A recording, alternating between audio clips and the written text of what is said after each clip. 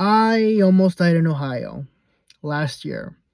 So I took a trip to Minnesota. I'm gonna sound like a broken record. A lot of my subscribers know this, but for any new subscribers, new viewers, welcome to this new video and welcome to the channel. My name is Wooden Carr. Last year I had traveled to Minnesota to meet my girlfriend, and I'd stayed over there a whole entire week. Initially I was planning to leave on Thursday. I had left here for North Carolina on a Sunday. I left at around 11, and I had gone to Minnesota at around 8 p.m. the next day. I drove the entire night and the entire day, and I finally got there. No rest, no breaks, just stopping for gas.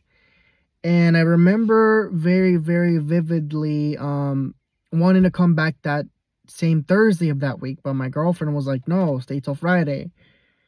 I would ultimately always resent that decision. So what ends up happening is I ended up leaving that Friday or at around 11, and I pretty much did the worst thing ever, and was to not stop for sleep because I didn't have enough. Well, initially the reason I didn't stop for sleep was because I didn't have enough hours to cover at work, and I had to be at work literally the next day, which was Saturday.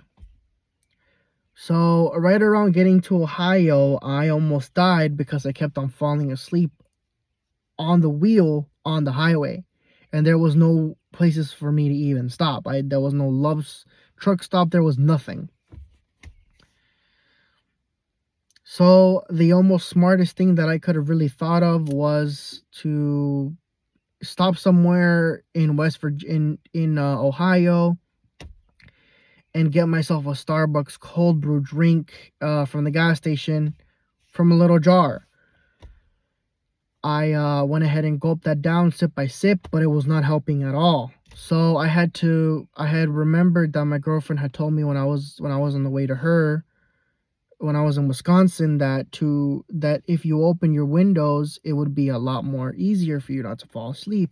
So I tried that, but I kept on falling asleep. And the part got to me right before I was getting into West Virginia from the Ohio state line. I was going downhill. And for some reason, I started falling asleep again, even after initially taking the cold brew Starbucks mocha drink. And I remember falling asleep and feeling my wheel jerk left, but it felt really, really, really, really, like I felt really relaxed.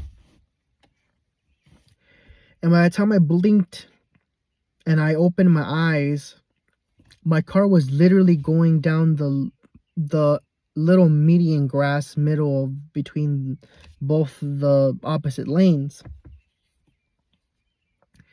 and my car was going to hit a metal barrier at the very, very end of the grass. So I had to literally initially brake my car as much as I could on the grass. Obviously no traction as if it were on the asphalt.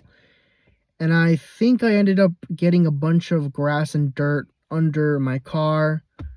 And initially I was worried that I was going to have like a flat tire, but luckily I did not. Luckily my car didn't really hit anything.